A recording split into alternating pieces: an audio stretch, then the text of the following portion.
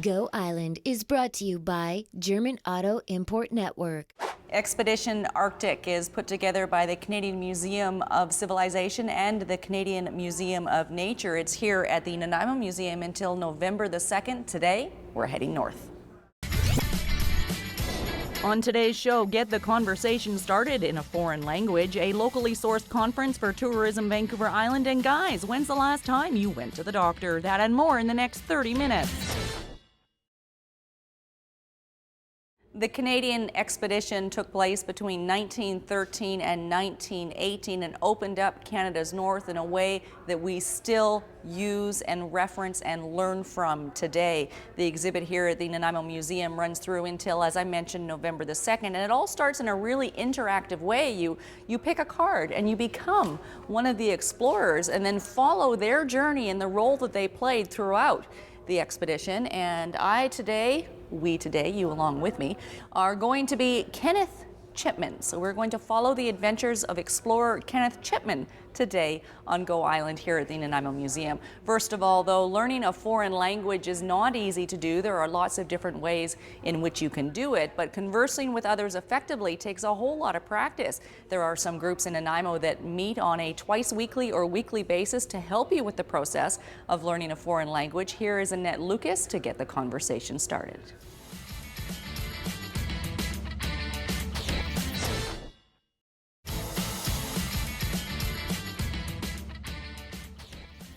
You're watching Go Island on Shaw TV Channel 4. We'll continue our exploration of the Canadian Arctic through the historical eyes of a gentleman named Kenneth Chipman later on this edition of Go Island. Debbie Truman is the general manager here at the Nanaimo Museum. This is a big exhibit for you, the biggest of the year. It is. We always have one feature exhibit of the year, and this is it this year from the Canadian Museum of Civilization. Very interactive. We're going to share some of that process throughout the half hour today. Tell me about some of the things that people can do when they're here. Several things. You can become one of the explorers. You can find out places that are named after the explorers. There's lots of touch and feel and look and do for all levels of visitors, right from kids up to adults. Lots of things on display too. Todd Jones is behind the camera today. He spent a lot of time in Yellowknife, not that that is Canadian Arctic, but he was able to say what are some of these things in the display cases. He knew what it was. There you go. Tell me about some of the items that we have here. Well, it's kind of fun because a lot of the items on exhibit have never been on exhibit before. So a lot of the artifacts were featured to travel with this exhibit. So haven't been on exhibit even at the Canadian Museum of Civilization. So it's kind of special for the locations that have the exhibit to be able to talk about that. We're learning just a little bit in the time that we have on Go Island, but I have learned a lot already, and I think the history, the geography, and the opening up into the First Nations culture is so important to the fabric of Canada, and this exhibit seems to touch on it all. It does, it really does. And this expedition was really one of the first times that all that kind of information was made public. So it was a big deal at the time. Okay, now I noticed there's a private tour going on here. How do you get in on that? Well, you have to be special. Oh, okay, what do? You phone? Phone the museum. And Amy's got another one scheduled, I believe, but we can always do one. If you have a group or a small group that would like to come and do a private tour, give us a call. We'll be happy to set that up. Okay, excellent. Thanks, Debbie. And we just happen to know the phone number, 753-1821. Now, this one is for the guys. Hey, guys, did you know that it was Men's Health Day last Saturday? No. Todd, this is for you. Did you miss it? Well, it kind of gets you thinking, when was the last time you went to the doctor? Here's Dan Kahn now with some things to consider.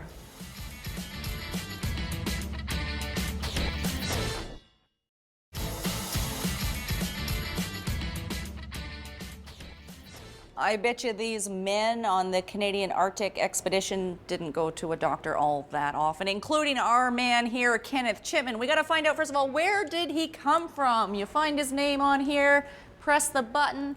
Looks like our friend Kenny came from Nova Scotia. I understand he did go down and study in Massachusetts before being selected to partake in the expedition. And his role, we look for his name right here, our buddy Kenneth, once again, scientist, geographer. He studied the natural features of the lands that we cover in order to create maps. We're going to find out what the future held for our friend Kenneth Chipman later on this edition of Go Island, as well as the leaders of the expedition after this. still to come today on Go Island. Therapeutic riding builds confidence on horseback, a locally sourced conference for tourism, and what it takes to be a firefighter. That and more in the next 30 minutes.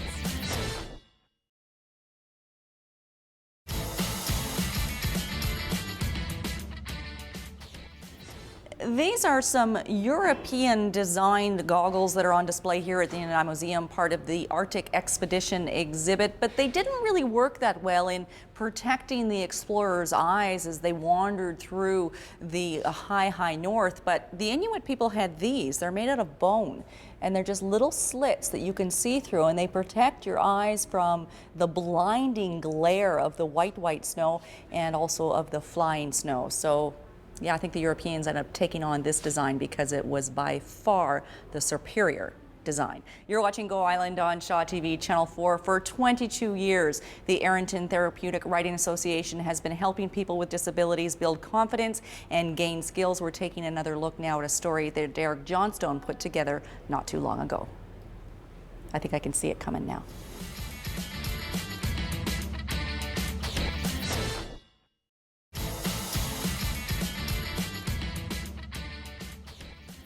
The pledge ride for Arrington Therapeutic Association is the biggest and most important fundraiser for them. It takes place on Saturday. Actually, make that Sunday, September the 22nd. There's still time to register and start collecting those pledges. You can do that www.etra.ca, or you can give them a telephone call 250-468-9875. We're learning today about Kenneth Chipman. We'll get our English version of what he did with the rest of his career after the expedition was over. He left it in 1816.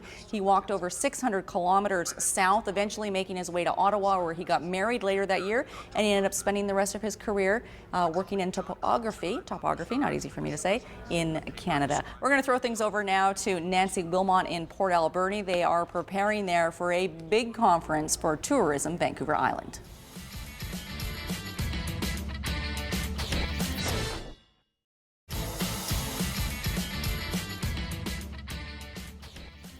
You're watching Go Island on Shaw TV, Channel 4. David Hill Turner is the curator here at the Nanaimo Museum. Arctic Expedition, 1913 to 18th, a huge milestone in Canadian history. It was a phenomenal milestone. It was Canada's first expedition to the Arctic. Before then, it had all been done by British or by Americans, others. Norwegians had been through in 1906, discovering the Northwest Passage. This was Canada's first attempt to establish its northern boundary. So it's big sovereignty issues around it, and the Prime Minister of the day, Robert Borden, agreed to fund the expedition under Vladimir Stephenson.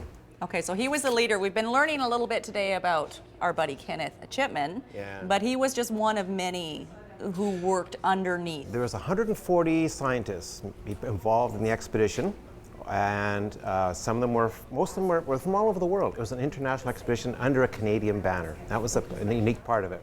Came together very quickly. Originally it was going to be done, Stephenson was looking for funding from the Canadian government because he was working with the National Geographic Society.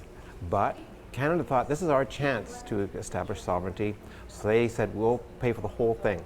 Wow. And Stephenson had already spent 4 years. He's a Canadian from Manitoba. He had already spent time in the Arctic, 4 years in expeditions, as had Anderson, the co-leader of the expedition. Stephenson was employed by the Department of the Navy, by the Canadian government. Dr. Anderson was actually a geologist with the Geological Survey of Canada. And there was a little bit of an ego, maybe I overheard. He just wanted to put a flag into that block of ice up there. There were actually there's competition, and part of the story of this, of course, is competition between two leaders. Stephenson with the Northern Expedition, he was out looking for these new lands that had been out there. People had heard of them, they'd been reported by whalers and others, but nobody had actually seen them, so he was out there to find these new lands and record the people. Anderson was the Southern Expedition, more on the mainland side. He was looking for the geology, the flora, the fauna, the ethnography, had Diogenes with him, so they were doing actually wax recordings of people doing their singing a chants of the Inuit. Wow. And they lived actually amongst the Copper Inuit of that area. And that was the other part of it. It was the first expedition to the Arctic that used Inuit people. Others had brought all their own technology, their own clothing. This expedition used the Inuit people. So they were using them as hunters, trappers, guides, seamstresses, They lived as the Inuit did. Excellent. Lots of firsts in the expedition and lots of firsts here that you can experience for yourself. Hands-on, the exhibit runs at the Nanaimo Museum until November the 2nd. October 6th, I almost dropped my everything here. October 6th to 12th is Fire Prevention Week. We're going to have a look now on what it takes to be a volunteer firefighter.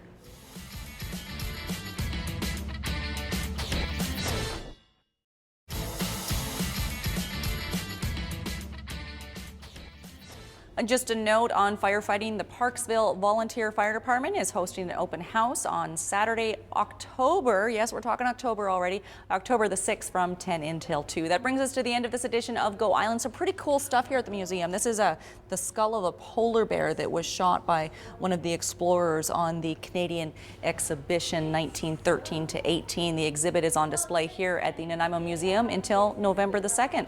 Catch it before it leaves. Thanks for watching this edition of Go Island. We'll see you next time.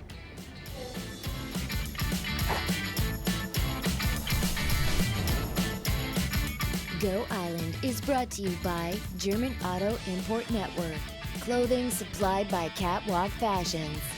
Kate's Hair and Aesthetics provided by Maffeo Salon.